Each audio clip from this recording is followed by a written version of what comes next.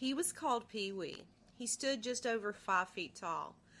But in South Carolina's darkest corners, he was known by another name, the meanest man in America. This is the story of Donald Gaskins, a killer whose crimes were so brutal, even death row inmates feared him.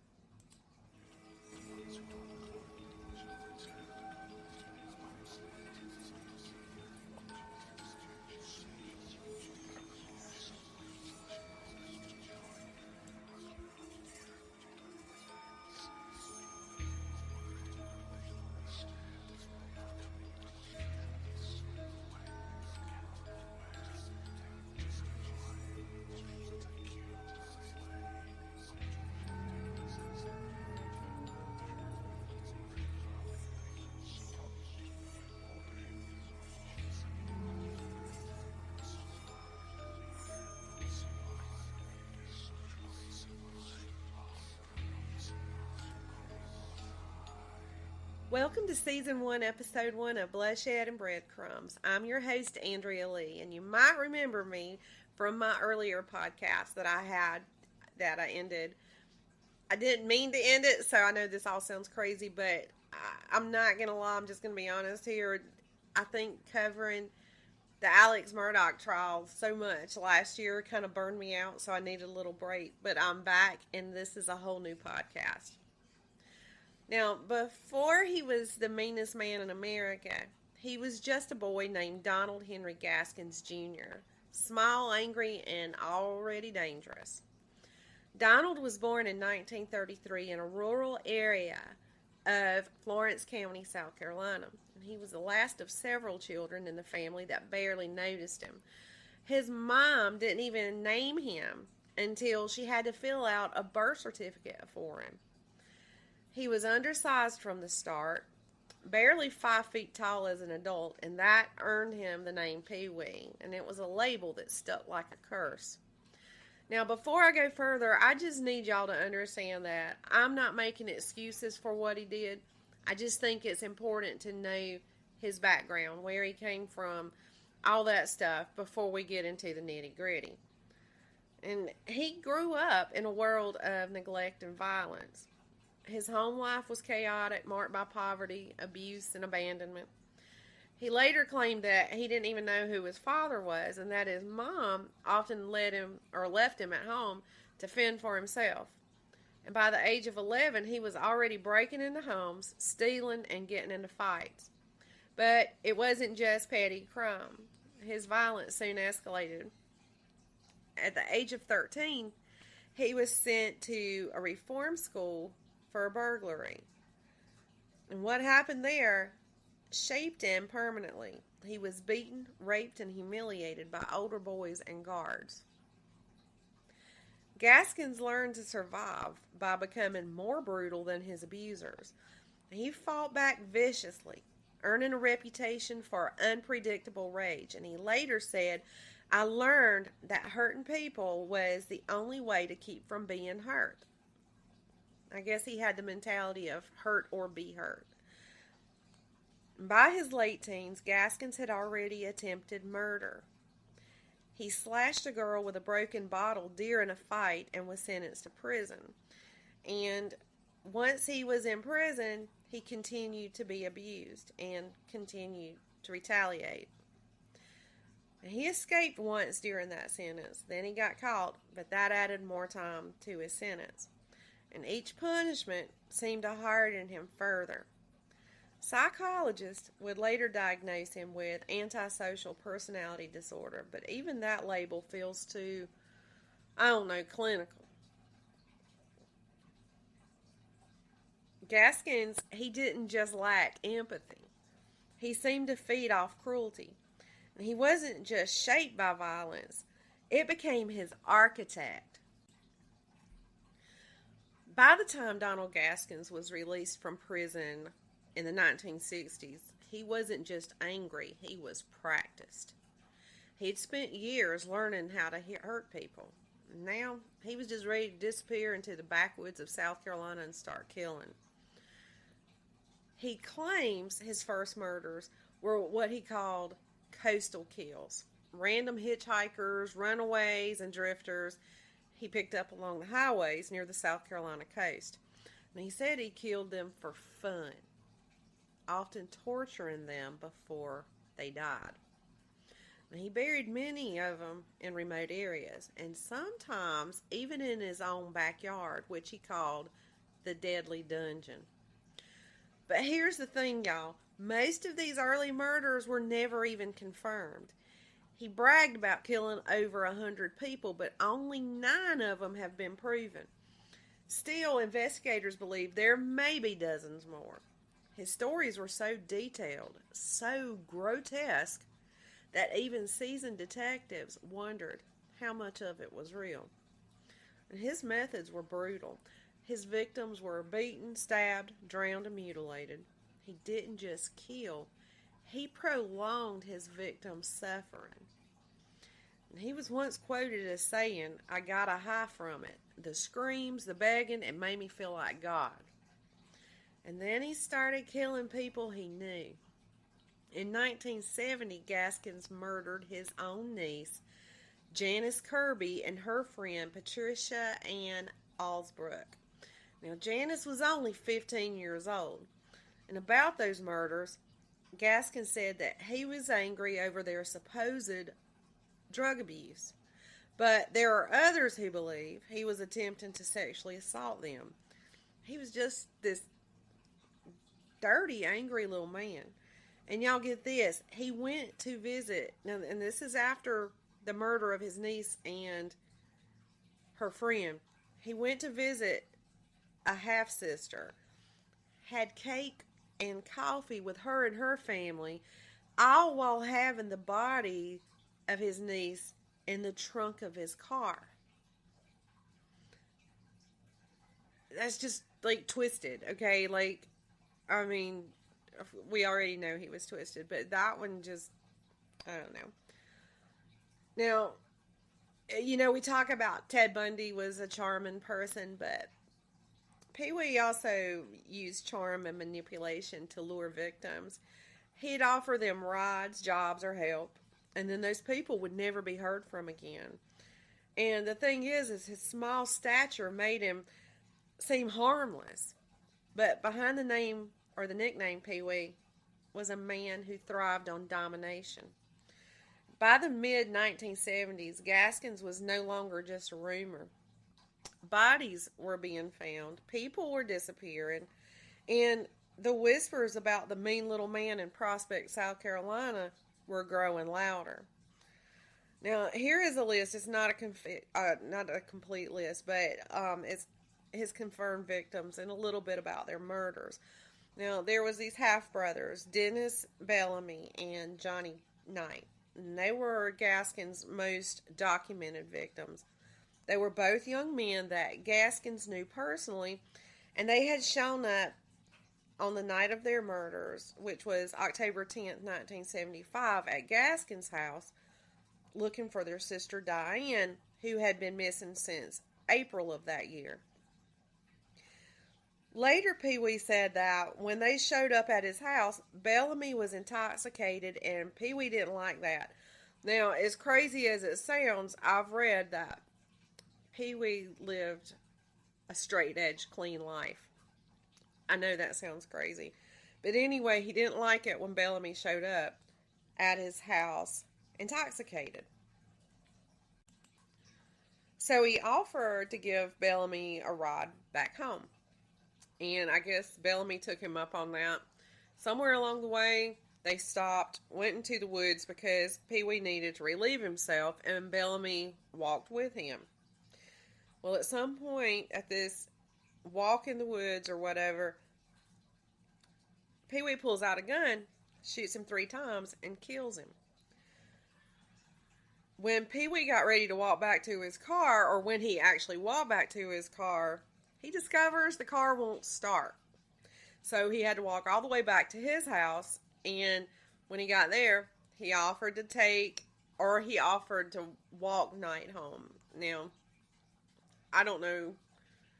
I guess at this time they didn't know that Pee Wee was a killer, but I just think He probably, I think they went to his house suspecting him of knowing why their sister was missing. So I don't think, and I'm not blaming the victims at all, but he's probably the last person I would take a walk with at night near any woods. But anyway, so he goes with Knight to walk him home, and when they got close to where he had killed Bellamy, he pulled his gun out and he killed Knight too. Kim Galkin was a 13-year-old girl who had disappeared. And what has been reported is that Kim was a runaway and showed up at Gaskins' home. And Gaskins let her stay with him for a while, and then she stayed with a daughter of his. Soon Gaskins caught word that she was telling people that he and two other men had sexually assaulted her. Later, he admitted that he conspired with two of her friends to lure her to a dirt road near the county line. When she got there, Gaskins shot her in the back of the head, and then he stabbed her in the stomach. But her death wasn't just another statistic. It was the catalyst that finally brought Gaskins down. And then there's the unnamed victims. They had no names in the papers. No families were quoted. No photos on the evening news. Just bones in that Carolina soil. Just stories Gaskins told. Bragging about hitchhikers, runaways, drifters. And it was people, he said, that wouldn't be missed. We don't know their names. We don't know their faces. But we know this. They were real. They were human. And they deserved more than to be forgotten by the man who made murder his legacy. So what were the breadcrumbs, the evidence in this case? There was Walter Neely's confession. Neely was Gaskins' longtime associate who became the linchpin of the investigation. Neely confessed to helping Gaskins bury bodies and dispose of evidence. His testimony led police directly to the burial sites behind Gaskins' home. And there were other acquaintances. Several people close to Gaskins reported suspicious behavior like disappearances, threats, and even confessions made in confidence. These accounts help build a psychological profile and timeline. At the burial site, 8 bodies were exhumed from shallow graves on his property in Prospect, South Carolina. Each grave contained remains in various stages of decomposition, along with some of their personal items that helped identify them. Forensics back then, they weren't what they are now, but autopsies revealed that some causes of death included gunshot wounds, stabbing, and signs of torture. Some victims have been poisoned or drugged, and there's also been mention of drowning. Firearms found on Gaskins' property matched bullets recovered from some victims. Knives and other tools were also recovered, many bearing blood or tissue. But let's talk about his arrest. It was November 4th, 1975, there in Prospect, South Carolina, and it's the kind of place where secrets stay buried until they don't.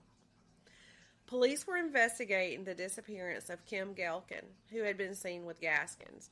He was already known to law enforcement, petty crimes, assaults, statutory rape, but this time something felt different. Something felt final. They arrested him on a charge that seemed small, contributing to the delinquency of a minor. But that was enough to get them in the door. Enough to start digging. Literally. And what they found behind his trailer would unravel one of the most horrifying murder sprees in Southern history. 8 bodies, shallow graves, victims ranging from teenagers to close family. Each one a breadcrumb and a trail of blood. Gaskins didn't panic. He didn't run. He watched. He waited. And eventually he talked. Now, can you imagine the courtroom when all these charges started going to trial? I'm sure that the room was quiet, but it wasn't calm at all. Spectators were probably leaning forward in their seats, like getting closer to the accused would help them understand the scale of his violence. And then there's Gaskins. And he's just sitting there with a blank expression, with his wiry frame swallowed by the gravity of those charges. 8 bodies had been unearthed from the soil behind his trailer, each one a monument to cruelty. In the prosecution, they didn't need theatrics or flamboyance. They had bones. They had names. They had a man who, when asked why he killed, simply said, "I had to."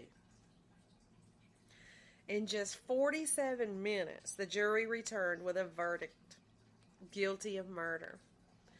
And the sentence was death by electric chair, but he didn't blink, he didn't cry, he didn't beg. He watched the courtroom like a man observing someone else's funeral, and I guess in a way he was.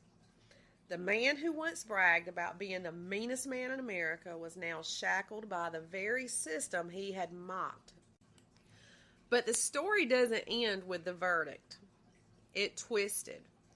And that death sentence was commuted to life in prison because the U.S. Supreme Court overturned, or basically ended, South Carolina's death penalty statute later that same year.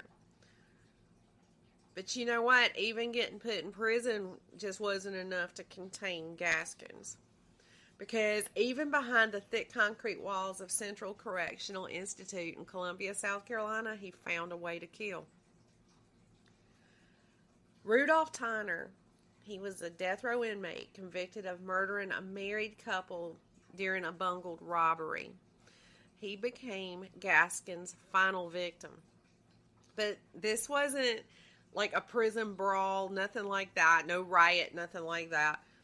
It was a contract killing, engineered with chilling precision. So, Tony Shimo was the son of Tyner's victims. His mom was Myrtle Moon, and his stepdad was Bill Moon, and he wanted revenge for their deaths. He enlisted a man named Jack Martin, who brought in Gaskins. The plan unfolded over recorded phone calls, with Gaskins posing as Gerald McCormick to evade detection. And his method of carrying this out was quite brutal. He turned to explosives. And even though Tyner was on death row, the execution, I guess it just wasn't happening fast enough for Tony Shimo, because, he wanted it then. And we do know that these things like executions do take time, but that son wanted it to happen quick, fast, and in a hurry. So on September the 12th, 1982, that prison became a crime scene. Gaskins crafted a bomb inside of a plastic cup that was disguised as a radio speaker. He told Tyner it was a communication device between their adjoining cells. When Tyner plugged in the wire, the device exploded, blowing off part of his head and severing his hand, and he died shortly after. Witnesses saw Gaskins pulling wires from the vent. I guess there was like a vent duct type thing that was between their two cells. But anyway, he was pulling his evidence or whatever through the vent, and he flushed it down the toilet. He was trying to get rid of the evidence of what he had did. Now, during the trial for that murder, tape recordings were played aloud, and his voice was calm and methodical, and he was discussing the murder plot. He had acted as the death row maintenance man, so that gave him access and mobility around death row. But again, the jury didn't hesitate. Gaskins was convicted of Tyner's murder and sentenced to death, because by this time, the death penalty had been reinstated. Tony Shimo pleaded guilty to conspiracy and was sentenced to multiple concurrent prison terms and served 8 years.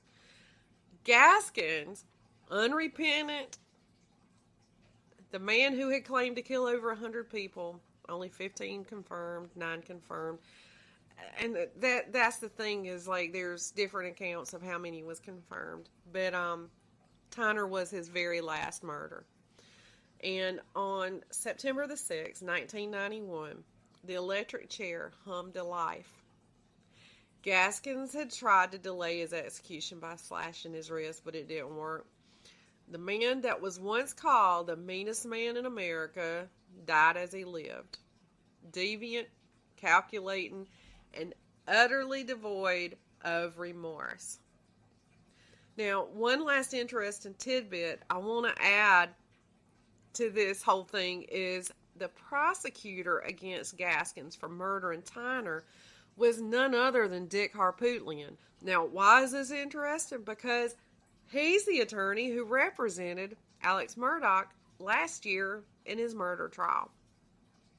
I just thought that was interesting, but anyway.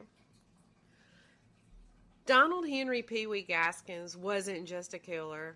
He was a blueprint for unchecked brutality, a man who turned manipulation into ritual and murder into legacy. From shallow graves in the Carolina woods to a bomb detonated behind prison walls, his crimes defied logic, remorse, and even containment. But in the end, the man who claimed to be the meanest died just like we all do, except he was strapped to a chair and silenced by the very system he once mocked. His victims, both named and unnamed, deserve more than horror. They deserve memory. And if justice is a trail of breadcrumbs, this episode was one step closer to never letting them be forgotten.